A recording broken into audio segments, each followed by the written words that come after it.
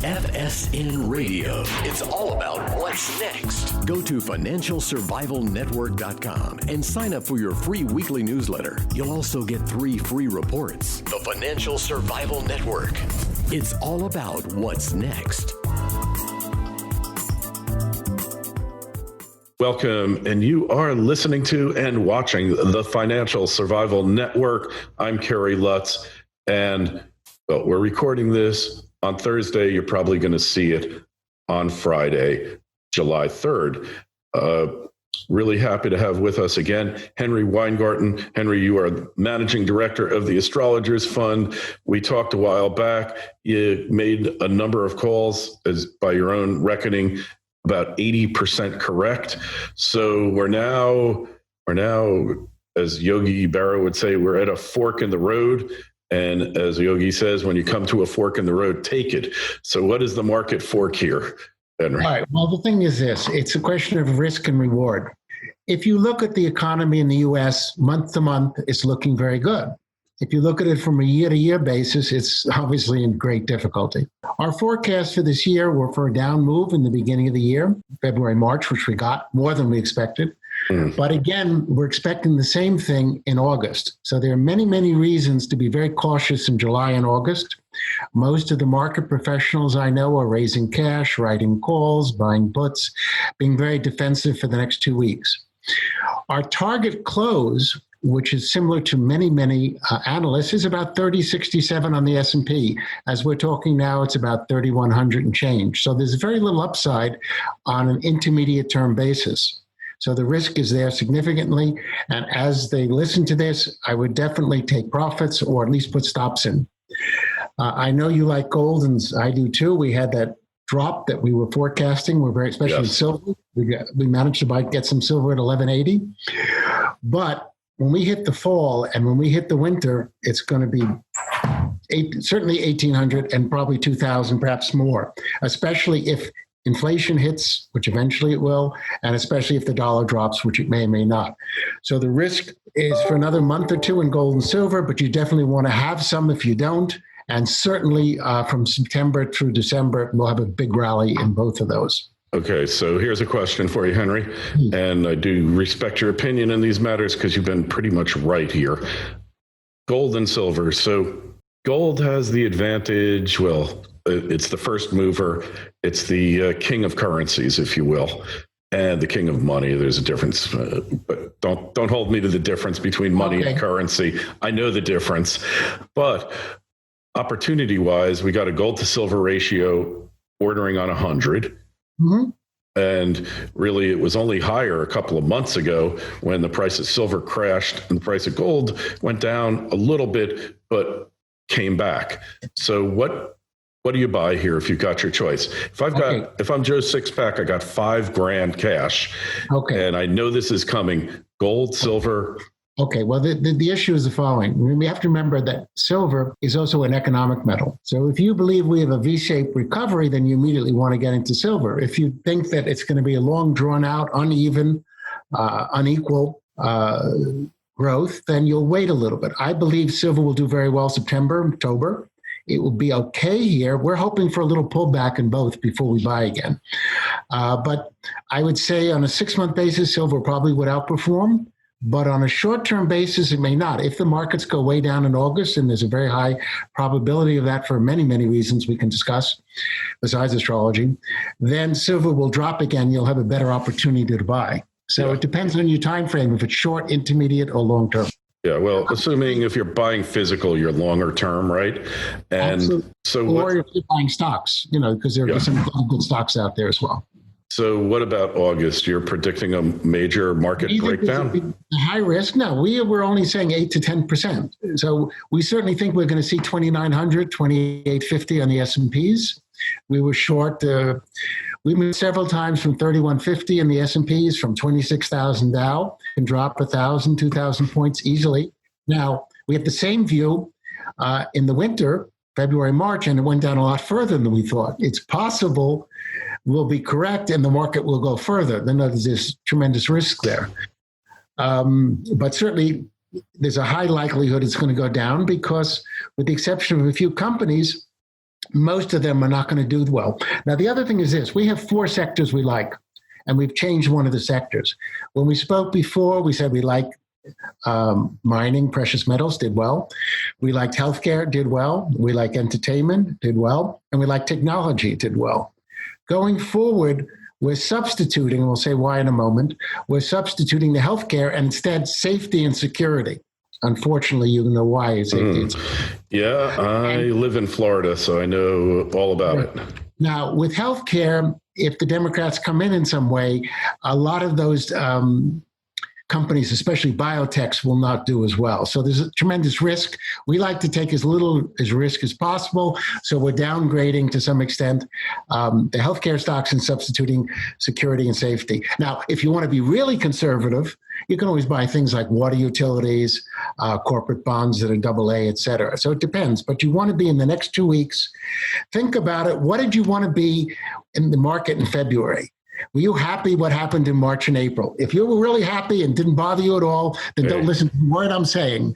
But if you were a little concerned, as we were, then protect yourself in the next month or two, be liquid, get some of the precious metals, get some entertainment, get some safety and security, or just wait for the annual correction. You know, every year the markets go down, August, September, October, then wait and come back in then. So let me just go over the 4 sectors that you're espousing now. Obviously, safety and security, water, utilities, and AA. Okay.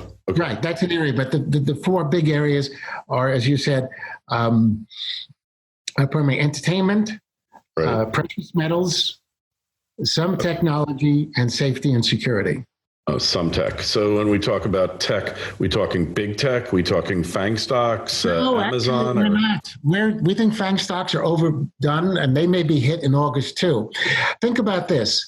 Apple could be subject to what happens in China. The big 4 could be very well subject to, if they don't change their views about what's politically correct, they can't have it both ways. They can be a platform, or they're entitled to have their own views.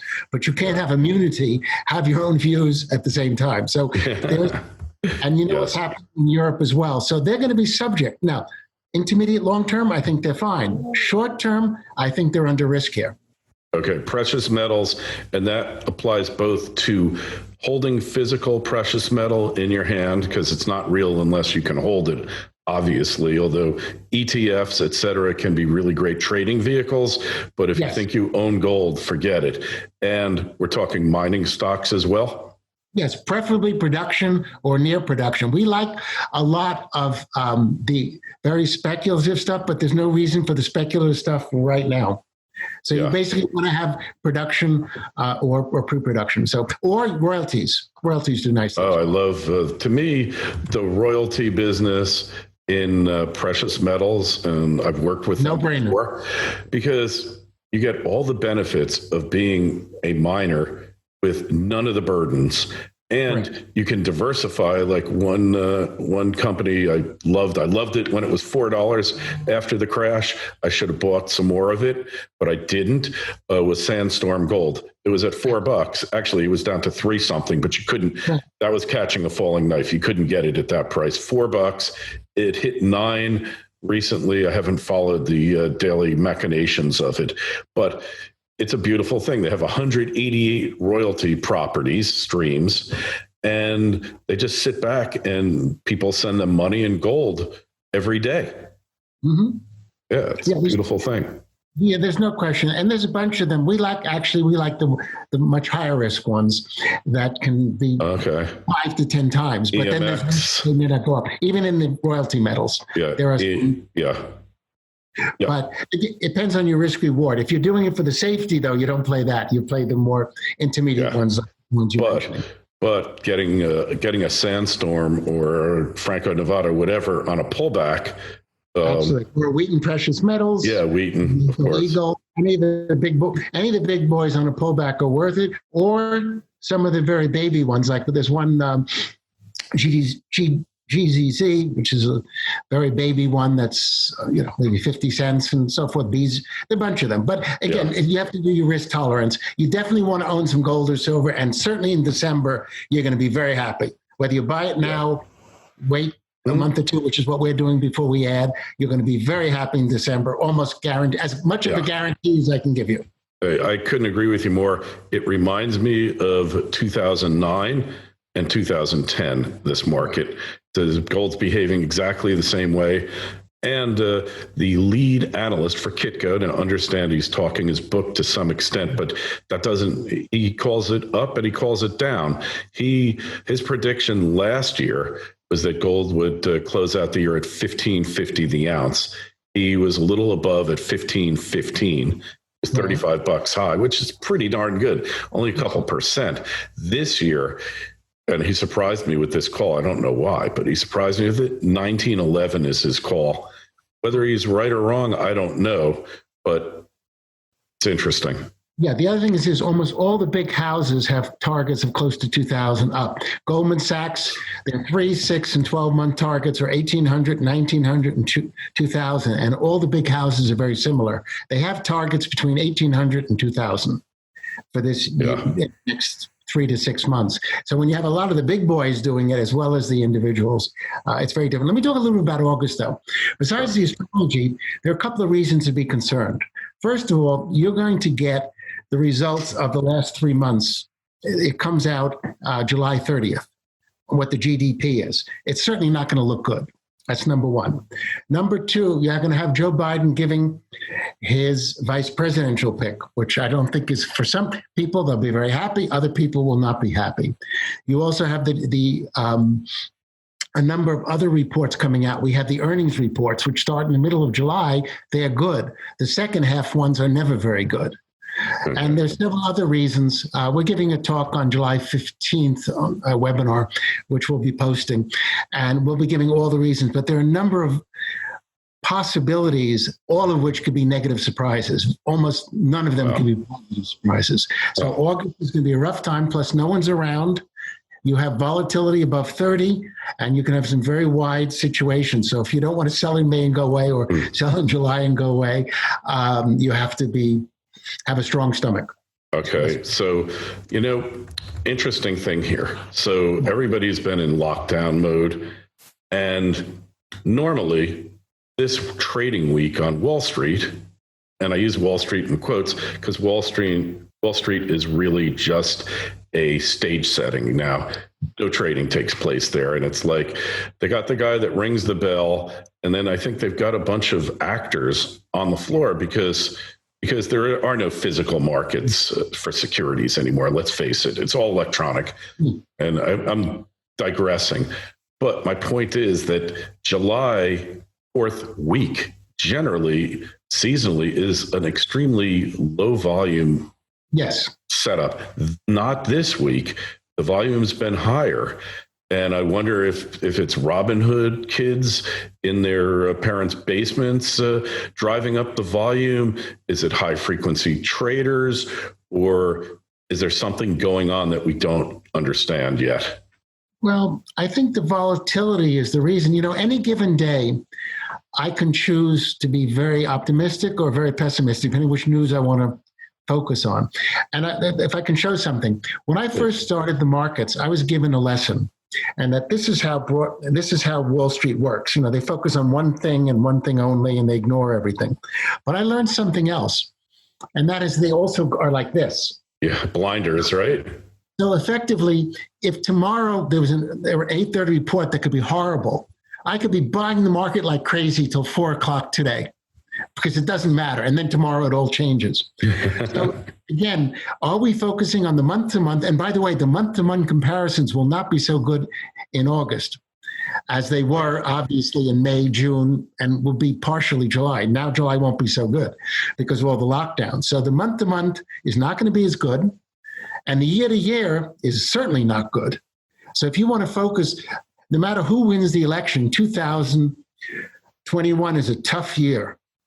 No matter who's in charge, no matter what policies you put in, it's a very tough year in the markets. There'll be big winners and big losers. The other thing is we're not going into a quarantine. Once the market goes down, as we believe it does in August, we're not going to do another quarantine portfolio, but a recovery portfolio. But again, the recovery is going to be very uneven. Yes. If you look at the bankruptcies, which unfortunately are going to be rising all over the place. Oh, they have to. Right. So a lot of trends that, let's say in retail, all these companies going bankrupt, a lot of this was a 5-year process that's now happening in 3 months. So a lot of this that was expected by analysts in the next 2 to 5 years has now happened precisely. Okay. So one interesting thing that's occurred since the crash is home building stocks have been on the rise. They've gone up 80%, some of them. Yes. And is this mass delusion or is it strictly an interest rate play? FSN Radio. It's all about what's next. Silver One Resources is an exploration and development company backed by strategic investors Eric Sprott and SSR Mining. At Silver One's Candelaria Mine project in Nevada, there is already a historic resource estimated at 127 million ounces of silver, which Silver One is developing and advancing. The company's Phoenix Silver project, located within the Arizona Silver Belt, is an early-stage exploration project on which native silver vein fragments have been discovered near surface. One grab sample assayed an astounding 14,688 ounces per ton. Yes, that's right, ounces, not grams. Silver One has tremendous exploration potential, is extremely leveraged to the price of silver, and is cashed up and poised to increase shareholder value. Silver One trades in New York under the ticker SLVRF and in Toronto under the ticker SVE. To learn more, go to silverone.com. That's silverone.com. The Financial Survival Network. It's all about what's next. No, it's two things. Interest rate is part of it, but you also have the issue in New York, for example, where basically things are down about 25% in commercial and 17% this month in residential. People are buying in the suburbs and the ex-suburbs because if you're going to be locked up, which is not something I want to do, you can see me in outer space, so I refuse to. Effectively, you want a bigger house. The trend has been recently in the last several years to go to smaller homes. Now, because of the possibility of COVID, which you and I both agree is a little overdone, to put it mildly, people are going to buy for bigger situations. So housing short term will do very nicely. Also, the fact that people couldn't sell anything for 3 months, courts were closed. Yes. So in a short-term basis, it will do well. I'm not sure about intermediate term because a lot depends on infrastructure. A lot depends on the election. To me, everything changes after the first week of November. And the interesting thing, people are moving to the burbs and exurbs for safety, more sense of community, less likely to have roving bands of criminals attack you and try to burn your home down and your property. And the other interesting thing is we could be seeing a return to multi-generational homes. Yes, most definitely. But the interesting thing is, I don't know if you know that because of some of the multi-generational homes, they've been the hardest hit due to COVID. So not only people who are over 80 and in homes, but people like in the Latin community, when you have 10 to 20 people in a single house, has spread it. So there's an interesting dynamic there, plus or minus. But certainly multi-generational homes is coming back, no question. Our neighbor up the country has his kids just came back from the city. We're 105 miles from New York at the moment for the month. Good move. And the kids are just back for the last 3 months from New York, and they're just staying with the fathers. That's great. Well, my son was with me. He lives and works in Europe. He came here. He stayed for 3 months. I haven't had any of my kids living with me in 8 years since he went off to college. And it was okay, but I'm not ready to take that giant leap backwards, even though I know for the strength of communities, multi-generational homes are much stronger and much more supportive for the children, if there's young children there, and for all parties concerned, because everybody has each other's back. And let's face it, and when times are tough, generally the only people you can really count on is your family. And after all, grandparents are the best babysitters, lowest cost too. They are the best. I mean, my grandmother lived with us when I was growing up. I was kind of resentful about it a little bit because she was a buzzkill on all the trouble I wanted to get into. But yes, for sure, they're lowest cost babysitting. They got skin in the game and love. And so these trends that kind of ripped apart the family, well, inflation was like the number one cause of family destruction, because then the mother had to go work to support the family, and then that left the latchkey kid in the the daycare center as a locus parentis. Absolutely. So hopefully, at least some of your audience will be at least protected financially, and basically prosper. Again, these are very tough times, but there are opportunities as well. There's a lot of things to be able to buy, but be cautious. Certainly not have a lot of debt if you can avoid it. And no question about that.